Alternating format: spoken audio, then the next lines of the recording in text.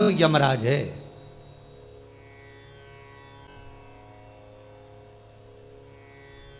और यमराज पर भी अगर कोई आधिपत्य स्थापित कर लेता है तो वो यमराज की धर्मपत्नी धुमोरना है। यमराज की धर्मपत्नी का नाम धुमोरना। अगर कोई दक्षिण दिशा पर आधिपत्य है यमराज का, यमराज पर आधिपत्य है धुमोरना का, यमराज की पत्नी का, एक काम करो, तुम्हारे पति को अगर बचाना है तो इतने में तो पति को अगर बचाना है तो बस धुमोरना का स्मरण करा जाए। अब मालूम पड़ा, सूचना मिल गई कि बेटा तो मर गया, जिसके लिए अनुष्ठान करा था, जिसके लिए पूछ रही है वो मर गया, शव पड़ा है।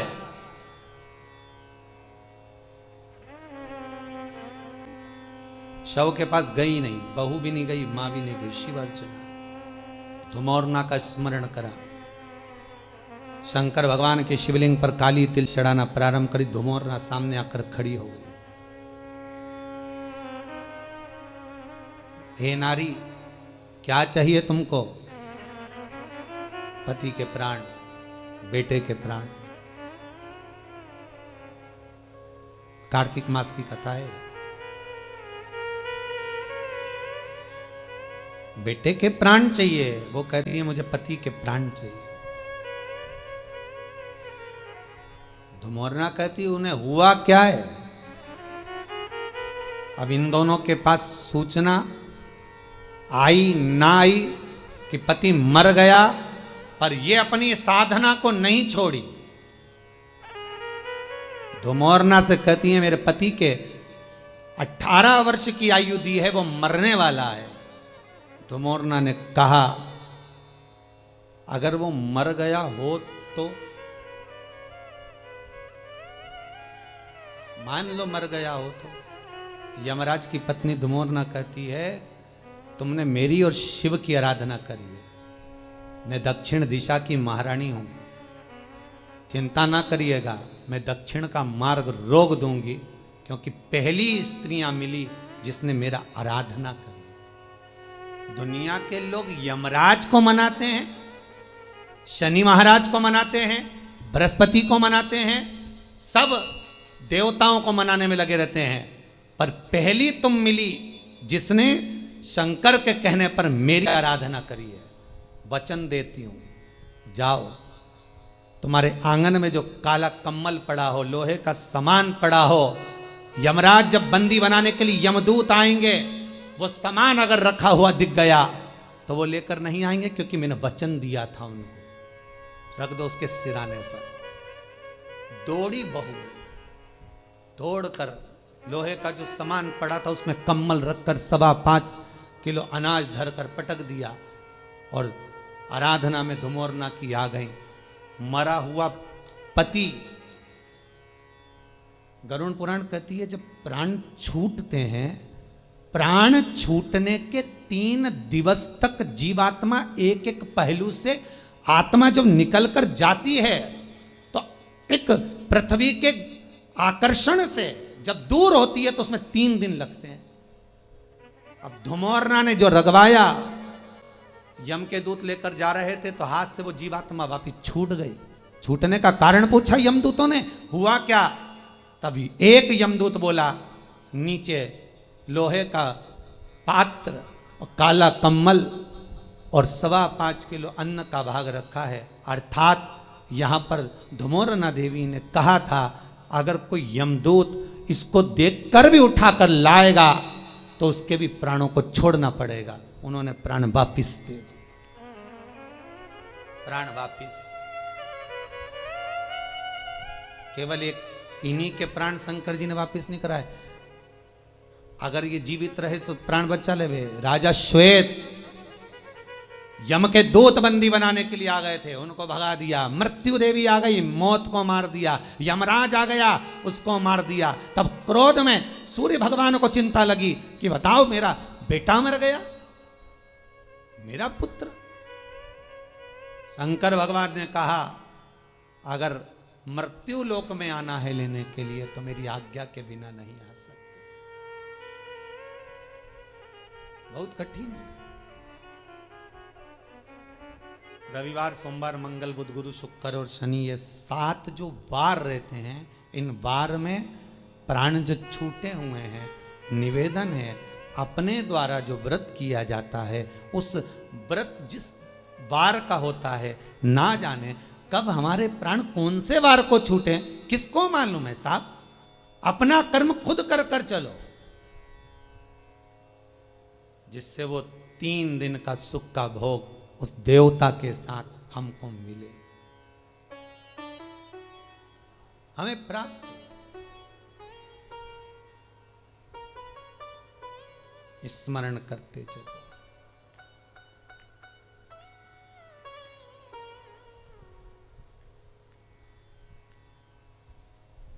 और जब स्मरण करते हुए चलेंगे,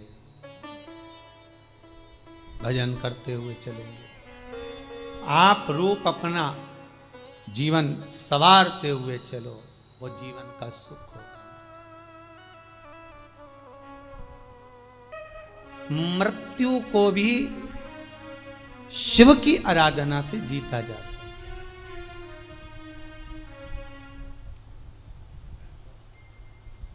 महाराज, दिन पल घड़ी समय नक्षत्र सब शिव का दिया हुआ है,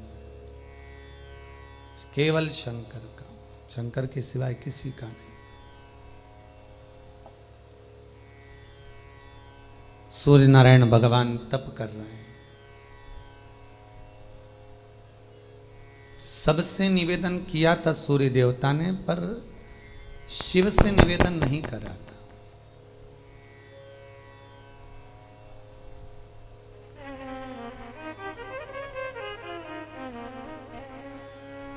तब माघ महीने की सप्तमी के दिन जब कोई आया नहीं, तब भगवान भूत भावन भूतेश्वर मेरे शिव आए। सूर्य देवता से कहा मांगो।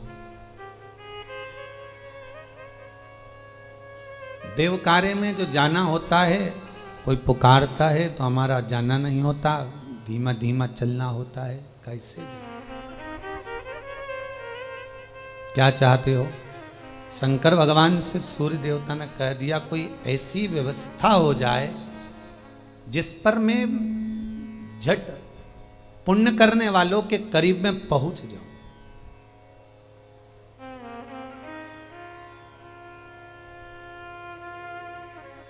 बहुत ध्यान देना महाराज, माघ महीने की शुक्ल पक्ष की सप्तमी तिथि एक ऐसी तिथि है जिसके शरीर पर फोड़े फुंसी हो जाते हों, या वो एक कौन सी बीमारी हो जाती जिसको लोग कहते हैं कि अब खाल निकलने लगते हैं शरीर में से, सोराइसिस क्या बोलते हैं उसको, है ना, सोराइसिस ही बोलते हैं। शरीर में से जो फुकड़ी निकलने लगती है, खाल निकलने लगती है। महाराज,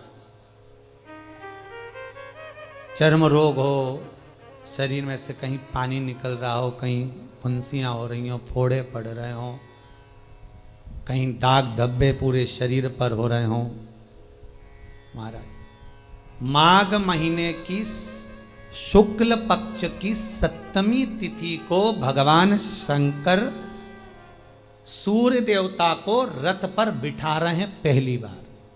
सूर्य नारायण को जो रथ मिला था वो इसी दिन मिला था।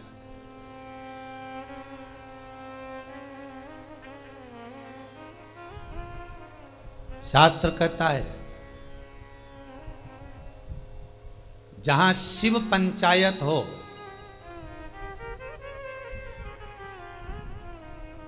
कई लोग कहते हैं जहां कार्तिकेय जी हैं, गणेश जी हैं, पार्वती जी हैं, शंकर जी हैं, ये शिव पंचायत है। नहीं, शिव पंचायत में कार्तिक नहीं आते। जहां शिव पंचायत हो, सूर्य नारायण शिव पंचायत में आते हैं, पार्वती मैया, गणेश जी,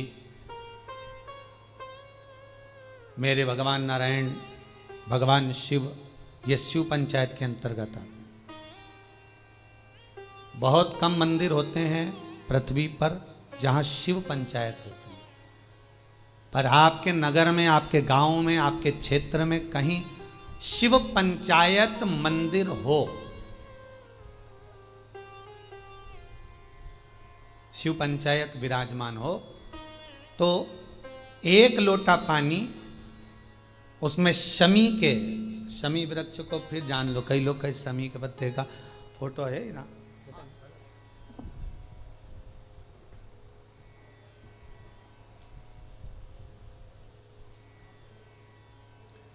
शमी का जो ये पौधा है, शमी के जो पत्ते हैं,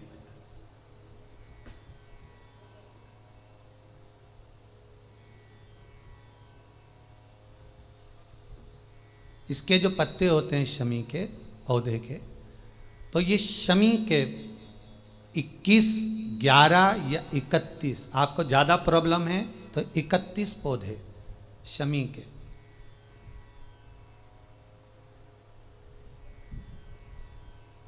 लेकर जल में डालकर नाम गोत्र का स्मरण करें। वैसे तो गर्ग संहिता में लिखा है कि जितने शमी के पत्ते डालें उतनी बार नाम और गोत्र बोलें, पर आप ज्यादा बार भी ना बोल पाए तो अपना नाम गोत्र एक बार तो बोलें। शमी के पत्र का जल शंकर भगवान को समर्पित करें, शिव पंचायत का दर्शन करते करते। एक पात्र रख लें, उस पात्र में उस जल को झेल लें, शमी के पत्ते आ जाएं तो आ जाएं, वो जल रख लें और उस जल को एक बोतल में भर लें। लगभग 15 दिन आप उस जल को जैसे शरीर पर तेल लगाते हैं उस तरह से पूरे शरीर पर मलना प्रारंभ कर दें महाराज। ज़्यादा से ज़्यादा 20 दिन, ज़्यादा से ज़्यादा 21 दिन या 1 महीना, इतने में शरीर ठीक होना प्रारंभ हो जाता है। माघ महीने की शुक्ल पक्ष की 7वीं तिथि के दिन भगवान शंकर ने सूर्य देवता को रथ प्रदान करा था, उस पर बिठाया था। तो सूर्य देवता ने शिव से प्रार्थना करी थी, भोलेनाथ आपने मेरी कामना पूर्ण करी है, मैं क्या कर सकता हूं? शंकर भगवान कहते हैं तुम मुझे कुछ देना चाहते हो? हाँ। शिव जी कहते हैं फिर तो ये रथ भी हम वापस ले लेते।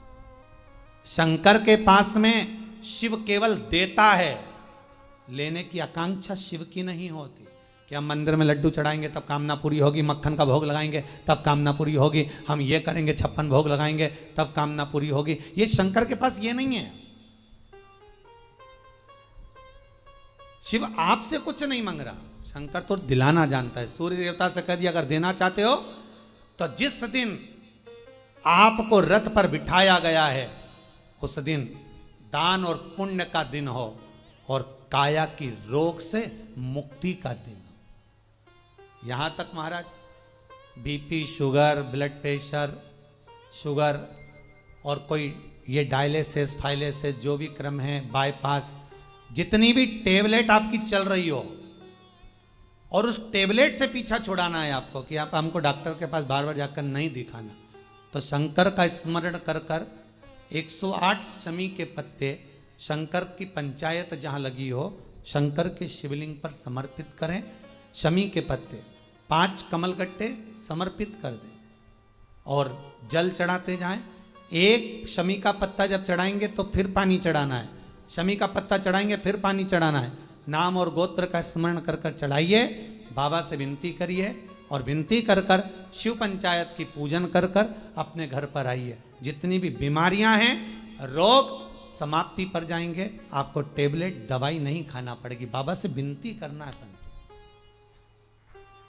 बाबा को निवेदन करना है। आप एक एक तिथि का स्मरण, जहां शंकर ने दिया है, जहां शिव ने करुणा करी है, जहां शंकर कृपा करे।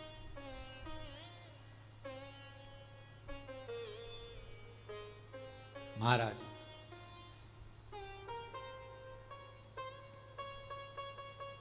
सूर्य नारायण भगवान हाथ जोड़ लिए बाबा विश्वनाथ शंभु शंकर के, त्रिकालदर्शी कैलाशी अविनाशी मेरे शिव के,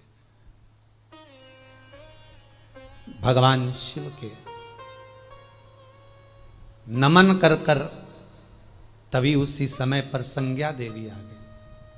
सूर्य नारायण भगवान की धर्म पत्नी भगवान शिव से कहती हैं, महाराज मेरा निवेदन स्वीकार करिए। बोलो क्या निवेदन है? आपने मेरे पति को रथ प्रदान किया, मैं आपसे केवल इतना मांगना चाहती हूं कि मेरे गर्भ से ऐसी कन्या का जन्म होना चाहिए, ऐसी कन्या का जन्म मेरे गर्भ से हो जो महाराज दुख ताप और मेरे पुत्र यम की कैद से लोगों को मुक्त कर दे।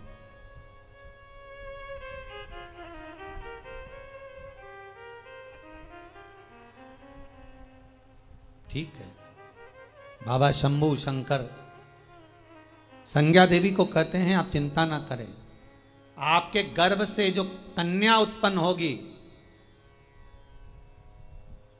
सूर्य नारायण भगवान की दो बेटियां, एक यमुना और एक ताप्ती। यमुना और ताप्ती, तुम्हारे गर्भ से जो कन्या जन्म लेगी वो संसार सागर में मानव जाति का कल्याण करेगी।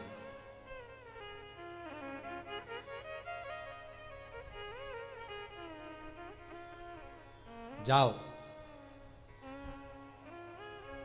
तुम्हें वो फल अवश्य प्राप्त होगा। शिव की करुणा ऐसी हुई कि महाराज संज्ञा देवी के गर्भ से कन्या का जो जन्म हुआ वो यमुना कहलाए, यमी यमुना। और यमुना के साथ एक कन्या का और जन्म हुआ जो ताप्ती कहलाए। पूरी दुनिया में केवल एक ऐसी नदी है ताप्ती जिसके अंदर हड्डियों को आधे घंटे के लिए डाला जाता है और वो हड्डी तुरंत गल जाती है। पूरी दुनिया में केवल एक ही नदी है ऐसी।